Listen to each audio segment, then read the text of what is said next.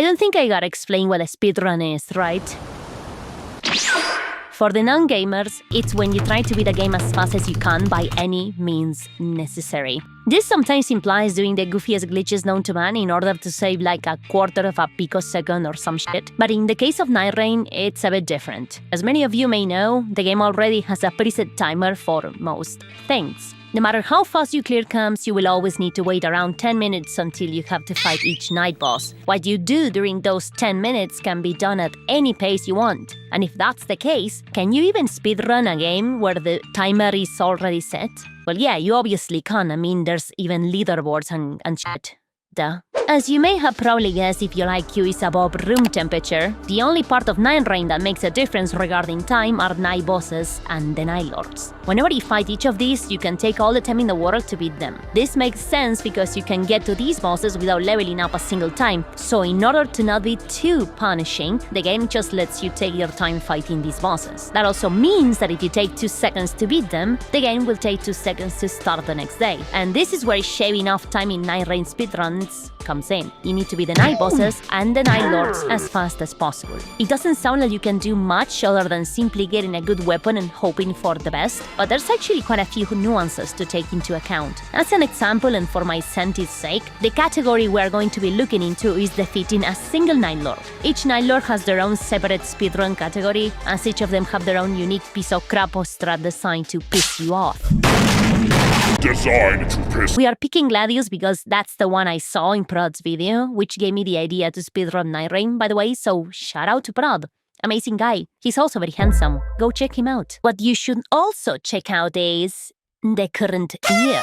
It's 2026. That's like 23 years away from 2049. You know, the Blade Runner movie, The Thing, with the pink girl. So if we are speedrunning the future anyway, you may as well start early. Polyus is a free AI chatbot app with over 40 million downloads worldwide, which is kinda insane. That's like the whole population of Argentina here. And with over 20 million characters to choose from, you can basically talk to anyone, anytime, anywhere. Like you created and he's there. He's amazing. You can chat with celebrities, fictional characters, you know, the witch with the big tits from Nightreign, the recluse, or you can even create your own custom companion, you know? Every character is fully customizable, avatar, backstory, personality traits, booba, so they actually feel unique and tailored to you. Medio podrida estoy de escuchar las boludeces de la gente, sáquenme de acá una vez, por favor. So don't waste any more time, embrace your Blade Runner arc and download Polyus using our link in the description or pinned comment. And don't forget to use our promo code WAIFU22,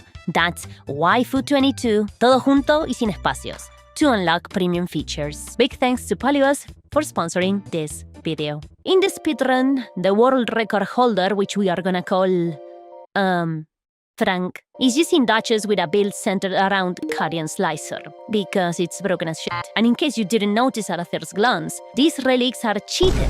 The chances of you getting these relics in an organic way are very, very small. Like, there's higher chances for a goth girl to fall for you out of nowhere. And that's probably like 50 zeros after the dot. So it would seem that speedrun rules allow these. After all, they are cheated, but they are legal. Obviously, Duchess doesn't start with Carrion Slicer, so getting it is purely luck-based. If he didn't get it, he would have to restart. But that's just the RNG nature of the game. Lucky for him, he not only got a Carrion Slicer, he got a metric fuck-ton of attack power buffs. Some of them were guaranteed, like the Everjail relic, like as long as he does Everjails, he gets more caca. But many of them were luck. Insane luck, to be honest, like weapon passives and dormant power passives. He also seems to prioritize shinies in the map, as some of them may give you a nice passive for your build. And trust me, they fucking do. So that's it then. You may ask, do you simply wish for the best with the drops? That sounds simple enough, doesn't it?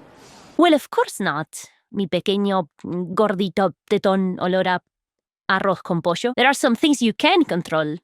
Duh. Best case scenario is of course getting to the second boss with level 15 already in the bag. Another tiny detail to take into account is that after defeating the second night boss, you can save some seconds by standing exactly where the goo spawns so you can teleport instantly, but I'll get to how I fumbled that later. Lamau. If you're lucky to still have some exalted flesh, not stopping by the shop to purchase some before you go to the boss helps you save 1 or 2 seconds. And then all you need to do is get to the boss and fuck him up. This guy's time for the best Gladius solo Night Lord speedrun thing was 28 minutes and 43 seconds. 28 of those minutes are unavoidable, as it's the time each day takes. That means that he only took 43 seconds to beat all 3 night bosses combined. That's pretty fucking fast if you ask me. Naturally, I wanted to take a shot at this because, sea porque así de gorda competitiva soy, only that instead of going the Duchess route, I chose the Bean.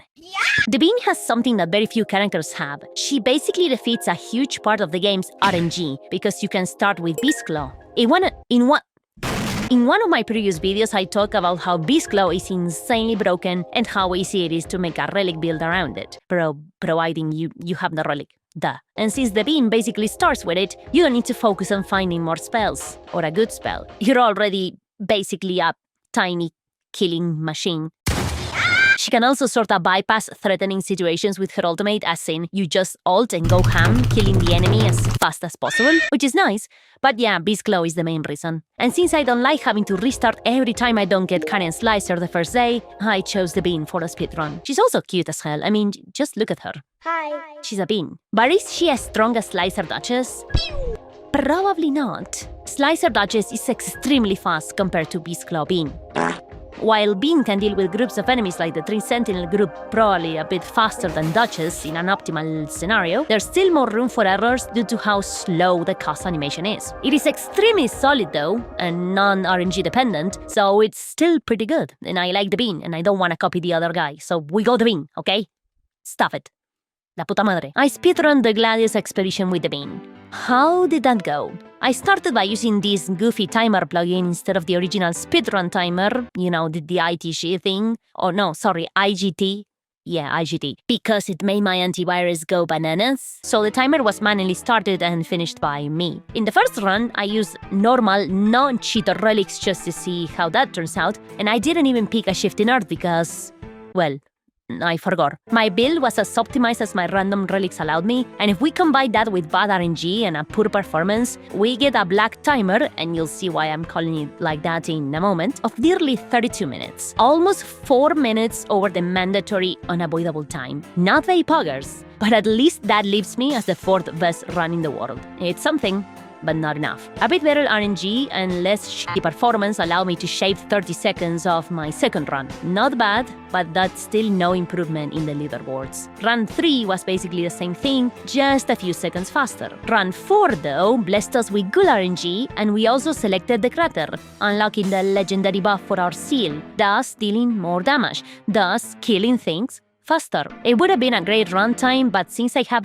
room temperature IQ, I fumbled the bag and died twice to the Night Lord, resulting in a time similar to the previous ones. Yeah, it was awful. I called it quits for a few days, but alas, I came back. This time, leveling the playing field. Like I mentioned before, this guy was using cheated relics, right?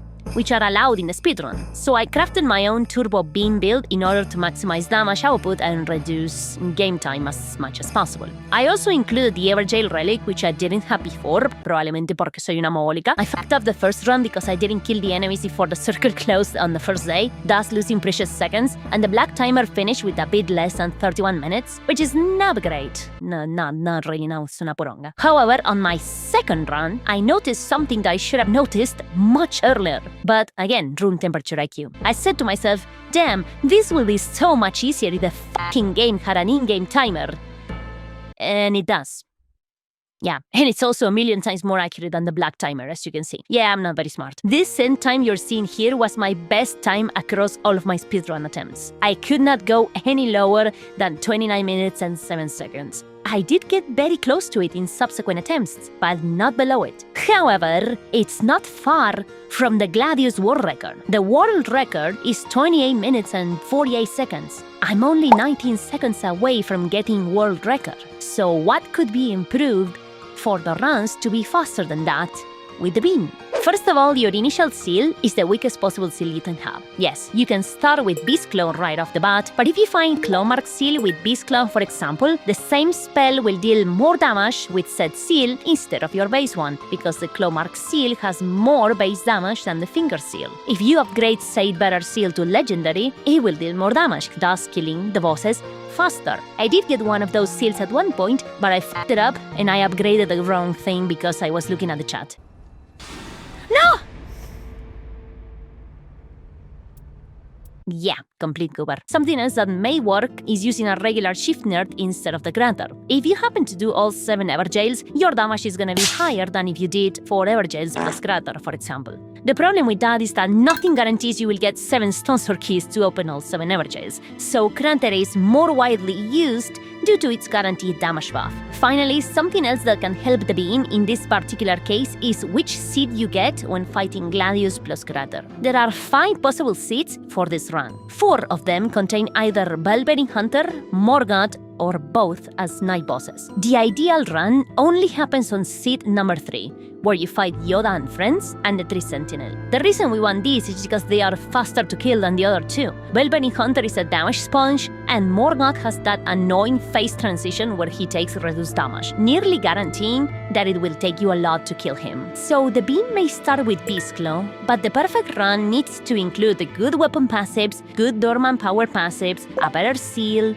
and 7 stones or keys, all of them while fighting both Yoda and the 3 Sentinel as night bosses. That's a lot of RNG needed in order to break world record with the bean. Duchess doesn't have this problem because Cannon Slicer is absolutely broken. Should I try Cannon Slicer, Duchess? I guess, but that's a meeting defeat, and I'm not gonna do that. I will continue to speedrun this game with the bean, and I'm gonna hope for the best, to eventually get the bag. So, yeah, I just wanted to yap about speedrunning Nightreign. Absolute blast of an activity to do, and yeah, that's all it. See ya.